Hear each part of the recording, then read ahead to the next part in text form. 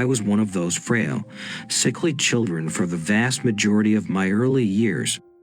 I was constantly being shuffled from physician to physician with one ailment or another: asthma, perpetual tonsillitis, severe allergies to everything.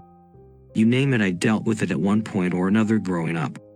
This meant that I spent a great deal of my formative years at home, in bed, miserably sick and more than a bit morose. There was an upside to this, however. My father would often take time out of work to sit in my bedroom and read to me. Some of my fondest memories as a child involved my father sitting in a chair next to my bed with one science fiction novel or another spread across his lap. I can't count how many days were spent in such a fashion. I look back on it now and can't help but smile when I picture that large man with his bushy beard, reading those thick novels to take my mind away from whatever was ailing me at the time. I was fortunate to come from a very loving home. My mother and father were extremely doting and focused all of their collective time and energy on raising their only son. I was particularly close to my father. We've all heard the old adage about daddy's girls and mama's boys, but that simply wasn't the case in my experience. Of course, every boy views his father as some larger-than-life, lantern-jawed superhero, and I was no exception. My father was an enormous man, maybe 6'2" and well over 250 pounds. He was an intimidating figure, and my childhood friends would often remark on just how large he was. He had very intense grayish-blue eyes, brown hair that was slowly receding, and a thick red beard. But as intimidating as he may have appeared, his demeanor, especially towards me, was always so calm and relaxed. He never once raised his voice within earshot, nor did I ever witness him use the great bulk of his to bully or intimidate. He was a kind soul and spent all of his time letting his only son know just how much he was loved.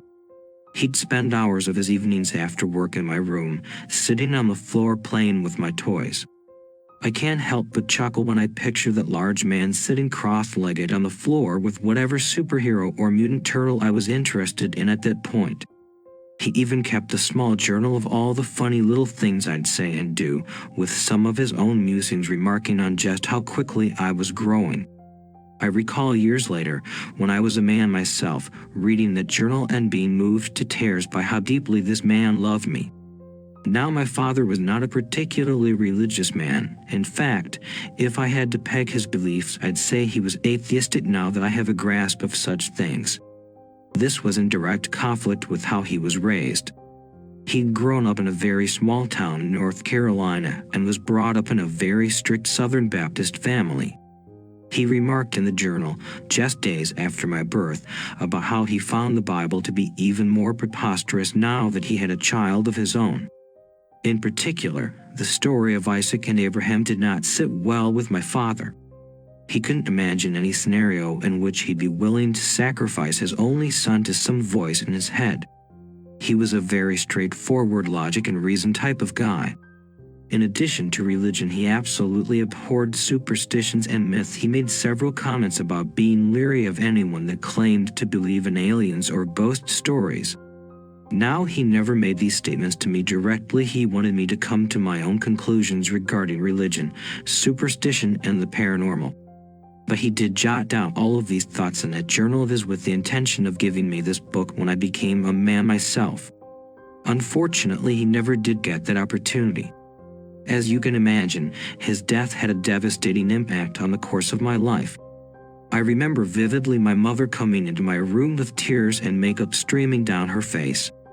She cradled me in her arms and for the longest time simply rocked back and forth while sobbing silently to herself. Eventually, she pulled herself together enough to tell me that my father's small pickup truck had been struck on his drive home from work. The other vehicle involved was a semi being driven by a man with too little sleep and too much alcohol in his system. He didn't even know that he'd been involved in an accident until the officer responding to the crash pulled him from the wreckage of his own vehicle. I was in shock. I was beyond consoling, and honestly, I was furious. I was only 5 or 6 when my father passed, and in my mind all I could focus on was the fact that my dad had broken his promise. He would say to me, as he tucked me in at night, that I was his favorite thing in the world and he would always be there to make certain I was safe. It was repeated so often, night after night, that it almost became a mantra of his. But he made that promise and now he wouldn't be around to keep it. After my father's death, my mother was unable to afford the small 3-bedroom home nestled in the foothills of the mountains that I'd grown up in. We were forced to move to an older, run-down part of town, and needless to say, it was just another factor contributing to the overwhelming sense of loss I was dealing with at the time. I hated the town. I hated the new school that I was required to attend when my health permitted, but most of all I hated our new home and the empty feeling it seemed to exude without my father's presence. He'd never lived in that house. Those walls had never heard the big guttural laugh of his, or sat idly by as he read to me during one of my many tilts with sickness. The house was a source of anxiety for me in those days. It was old, built sometime in the 1920s, my mother had told me. It was ancient, it was cold, and everything about it seemed to be in a constant state of disrepair. The white paint was chipping in numerous spots on the exterior, the hardwood floors were warped and pockmarked throughout, even the grass outside remained a dismal brown year-round. The house only had 2 small bedrooms, a bathroom, a tiny dated kitchen, and a musty little living room that seemed to be an afterthought in the builder's original designs. I loved that house. The floors creaked as everything settled at night. The windows were so old and grimy that they permitted very little light. My room was situated in the very back of the home and was so small that I had just enough room for my twin bed and a little dresser. We'd been in the house for about 6 weeks when I started noticing some odd things happening, especially at night. I would come home from school to find that my bed, which had been made that morning, was in complete disarray. The clothes in my closet would sometimes be strewn across my room, much to my mother's disapproval, and other small things like doors and windows seemingly opening and closing of their own volition. But the first truly unnerving occurrence that I can recall was just after my mom had tucked me in one night. I was staring at the ceiling, trying to decide if the water stain above my bed resembled a dog or something a bit more equestrian. I was beginning to nod off, catching myself closing my eyelids for a bit longer than was required to blink. My thoughts were slowly spiraling towards something that were closer to dreams when I heard a small scratching sound coming from the foot of my bed. At that time my bed was nestled in the corner of the room parallel to the doorway on one side and opposite my small closet that was a few feet from the footboard of the bed. I dismissed the sound as one of the many unexplained noises the house emitted at night and began drifting once more when I heard the noise again. This time it was louder and unmistakable as scratching. It was with a bit more purpose, it seemed. I held my breath, closed my eyes, and focused all of my attention on deciphering that sound. This time, when it happened, it was definitely louder and seemed to have a rhythm to it that just couldn't be naturally occurring.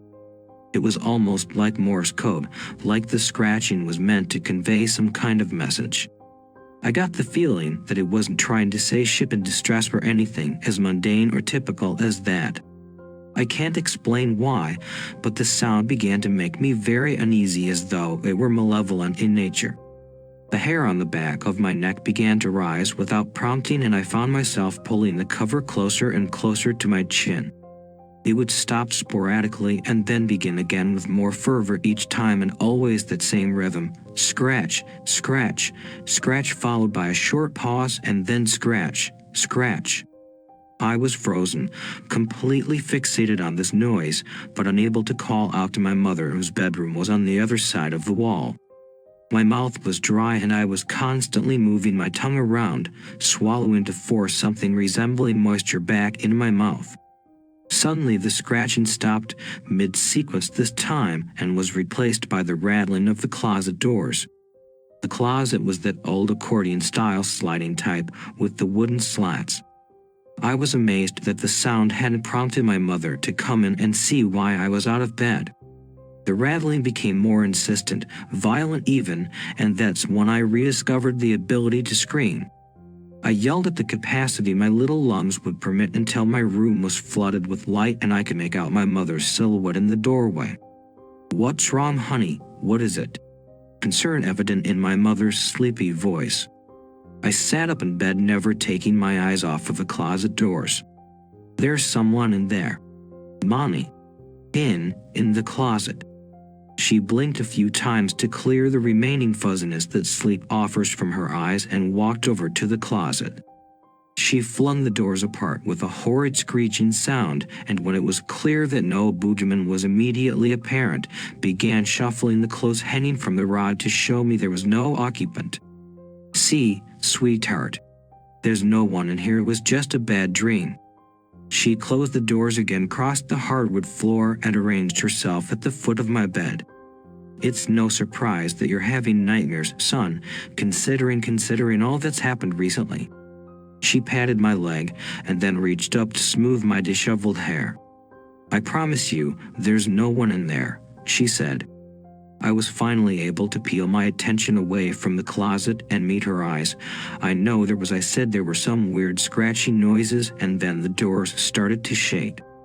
She stifled a yawn behind her fist and then patted my cheek as she rose from the edge of my bed. "Just a dream, son. There's no one in there, and there's no one in the house but us. Now please, try to get some sleep. You have to go to school tomorrow and you don't want to be nodding off in class." She crossed the room and told me she loved me before she turned my bedroom light back off. I heard her mattress springs sigh as she got back into her bed, and I lay down again myself. I maneuvered myself as close to the wall and headboard as I could manage, pulled the cover up to my nose, and shut my eyes with such force that they squeezed tears down my cheeks. I tried to control my breathing and focus everything my sense of hearing had to offer for that sound. My heart was pounding so loudly in my ears that I barely heard the first scratch when the noise came again. I stopped breathing altogether and waited for the next series of scratches to begin again. The minutes dragged by, but the sound did not come again, and at some point I fell into a rather fitful stage of sleep that was accompanied by nightmares. Over the coming weeks the sound would come and go. There didn't seem to be any pattern to it at all. There would be several nights in a row with absolutely nothing unusual occurring, and then there would come a night when the scratching would start up as soon as I began to drift off and last until I screamed for my mother. This became something of a pattern. I wouldn't say I became accustomed to it, but I knew that on those nights when the scratching started that all I had to do was yell for my mom, and after she came in to take a look around I'd finally be able to sleep. It had been 3 or 4 nights since the last time I'd heard the rhythmic scratching. I'd managed to fall asleep that night without a vent. Maybe I'd been lulled into some false sense of security, as it had been several nights since the last closet incident. It was about 1 or so in the morning when I awoke with a start. I had fallen asleep on top of my covers, and as soon as I became aware of being conscious, I wrestled with trying to crawl underneath them. After much effort, I was finally able to get underneath the comfort and security of my sheets when I began to wonder what exactly had stirred me from the throngs of sleep. It was a cloudy night, so the limited amount of light permitted through my bedroom window was at an absolute minimum that night. I controlled my breathing, listening for that ominous sound, and forced my eyes to scan the bedroom. And that's when I saw it. Standing at the foot of my bed, in front of my slowly deteriorating closet doors, was a very large form. It was so dark that I couldn't make out whether this being, was facing my direction or not. I couldn't move, I couldn't scream, I could barely even draw a breath. All of my attention was on that form at the foot of my bed. I couldn't look away. It's as if my eyelids were taped open and I was forced to look in that direction. The form never moved, never even shifted from foot to foot. It simply stood there, massive and dark and seeming to fill the whole room. There was no scratching sound, no rattling of the closet doors, just this form standing stoically in the middle of my room. Amazingly, I fell asleep. I can't begin to imagine how that came to be. I just know that one minute I'm fixated with every fiber of my being on this figure in my room, and the next minute I'm opening my eyes to sunlight trickling in through my window and birds chirping outside as they went about their daily activities. What's even more amazing is that I didn't awake with that sense of terror that I'd grown accustomed to after a run-in with the scratching sound. I even felt rested for the first time in months. This same thing happened again several times over the next couple of nights. I found myself waking in the middle of the night only to be confronted by the image of that large silent form at the foot of my bed. Again, there was no scratching sound or rattling closet doors, just this figure standing there a few feet away. I never worked up the courage to yell for my mother or try to get a closer look at this shadow-like form. I still wasn't even certain if it was facing in my direction on the nights this occurred. I even began to wonder if perhaps this thing standing in my room at night had simply tired of causing a ruckus in my closet and accepted my presence in the house. The next few weeks went by without anything of note occurring. I ate breakfast, went to school, came home, and then went to bed. My health had hit a relative high point during a period of time, and I was attending school on a regular basis for the first time in memory. At some point, I even befriended one of the boys a few houses down and spent my evenings playing video games and the like at his house. I went to bed absolutely exhausted each night and woke the next morning well rested and looking forward to what the day might hold. I began to discount those terrifying events that had occurred in my room in the weeks prior as nothing more than my imagination. My mother had taken on more hours at the furniture factory, where she worked to help pay off some of the debt that accrued after my father's death. On the nights she worked late, I was to spend my evenings over at my new friend Ryan's house until she returned home. I didn't like to see my mother so tired from all of the extra work she was putting in, but I did enjoy getting to hang out with my friend and his rather expansive collection of video games, a luxury my mother simply couldn't provide for me at the time. This routine of staying with Ryan's family until my mother got off of work lasted for several weeks until my mother had an accident at work. She broke several bones in her right hand and wrist and was unable to work at all for the next few months, let alone pick up extra hours. She was obviously dismayed because just as it seemed our lives had begun to take on the normalcy that everyone expects, some unforeseen event once again caused that pattern to veer off course. She received some pretty heavy-duty pain medication along with the cast on her arm and retired to bed early the night of her accident. I was permitted to watch television after I completed my homework, and then I went to bed myself after my favorite cartoons went off. I'd been in bed for about half an hour, listening to the unusual sounds of my mother's snoring from the next room when I thought I heard that all too familiar scratching sound from my closet. Initially, I tried to ignore it, going so far as to covering my head with my pillow and forcing myself to sleep. After a few minutes, I realized that this wasn't working. The scratching sound never abated and only seemed to increase in tempo as the minutes passed. I was more angry than frightened at this point. It had been many weeks since the last time I had to deal with this, and I'd begun to hope that it had stopped altogether. After a few more minutes, I finally came to the decision that I would open the closet door myself and finally put my mind at ease. It had to be a rat or something. There had to be some explanation, and I was determined to find out. I pushed the cover towards the foot of my bed and began moving my feet towards the floor. As soon as my bare feet made contact with the cold hardwood, the scratching sound ceased altogether and was replaced with the violent shaking of the closet door. I let out an involuntary yelp, as it had been a long time since I'd heard that sound, and I'd never seen it be so violent. The closet doors were rattling around with such force that I was afraid they would tear loose from their hinges. I lifted my feet back into bed and worked up the courage to begin yelling for my mother. "Mom, please come here," I yelled with as much volume as I could muster. No response, not even the slightest break in her snoring. She was out cold. I yelled again and again, but to no avail. The moment I began yelling, the shaking of the closet doors had ceased, as they usually do in this situation. But my yelling wasn't followed by the sound of my mother's footsteps this time, and the doors began shaking once again. I didn't know what to do. I was far too scared to get up and make a mad dash for my mother's room, but my fearful screams seemed to have no effect. I began to sob. I'd reached a breaking point, and I couldn't help but pull my knees up to my chest and whimper. Suddenly the doors quit their frantic dance. They just stopped shaking altogether. I managed to lift my face from the protection of my knees, and to my horror I saw the closet doors begin to slide apart. No more scratching, no more rattling. I was finally going to come face to face with my tormentor. The doors finally opened all the way, and I could see now that my clothes and the darkness within were shifting. I could just make out a hand part the clothes on the rack and felt bile rise in my stomach as I realized the skin on that hand was absolutely putrid.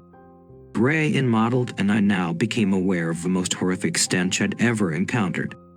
I wanted to spring from my bed and through my window, or pull the cover over my head and will this nightmare away. But I was completely transfixed, rooted in place. I couldn't budge a muscle. I could now make out a torso in the space that my clothes once occupied. It was covered in that same rotting flesh as the hand, of course. Next, and most terrifying, I could make out two pools of absolute darkness that constituted the eyes on this nightmare. They were sunk down deep into the sockets of its face and were completely void of any motion that I could discern. Just two black pits of emptiness. The creature had finally emerged from behind my shirts and jackets hanging from my closet rack. It paused for a moment at the entrance to the closet and seemed to size up the room. It was tall and impossibly skinny, almost to the point of being emaciated. The fingers and toes ended in long black ragged nails, nails that were almost talon-like. Bits and pieces of flesh were missing over various parts of the creature's body. I could clearly make out what appeared to be ribs in its torso and the yellowing bone of one elbow. It had a few tufts of jet black hair protruding from its grotesque and bulbous head. Its mouth was wide and filled with small rows of teeth that came to points so sharp they looked like they'd been filed. Its nose was two little slits with absolutely no protrusion that I could discern. It just stood in the doorway of my closet, smiling at me with those little sharp teeth and that unnaturally wide mouth. It stared at me as if it was trying to convey that it had all the time in the world and intended to drag out whatever horror was about to visit me. Suddenly the creature jerked its head to the side and seemed to sniff the air with that horrible little nose. The sniffing became more frantic, and the creature kept jerking its head from side to side as if it had caught a scent it wasn't fond of and was trying to ascertain exactly where this odor was originating. That's when I noticed movement from my peripheral. I was able to tear my eyes away from this monstrosity long enough to look to the corner of my room where I'd seen the sudden movement. And there, standing just feet away from me, was that large, dark, ominous form. It seemed even more massive than it had in previous encounters, and it also seemed to be radiating an intense anger. To my amazement, this anger did not seem to be directed towards me, but at the creature now standing in front of my closet. The creature let out a hiss and then a sound akin to a whimper and took a step back when it noticed the large form standing in the corner of the room.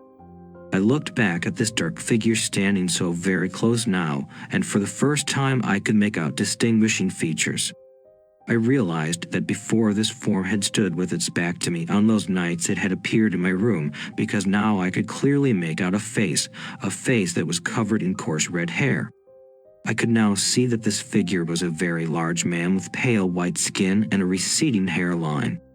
But the most noticeable feature were the intense grayish-blue eyes that I could make out even in the darkness of my room. Those eyes left the monster in my closet for just a moment and made contact with my own.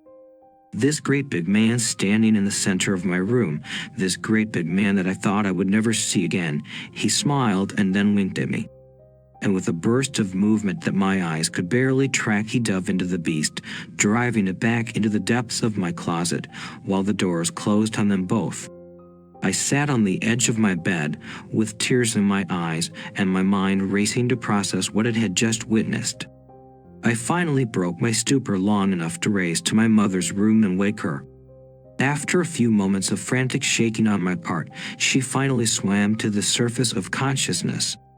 When my face came into focus, she immediately sat up out of bed and took me in her arms. "What is it, sweetheart? What's going on?" At this point, I had begun to sob uncontrollably as she rocked me back and forth in her arms. I pulled myself together long enough to say he kept his promise. He said he would always be there for me, and he meant it. My mother tried to get me to explain, but I just continued to cry into her shoulder as she rocked me back and forth. At some point I managed to fall asleep with my mother whispering words of comfort until I drifted off. I never did hear another odd sound from my closet after that night, or any other part of the house for that matter. From that point forward things returned to normal and I felt as though a weight had been lifted off of my shoulders. I'd received some form of closure from the events that took place that night. I also knew that no matter what obstacles I might face in the years ahead, I would always have someone looking over my shoulder, ever ready to fulfill a promise made to a small sickly child.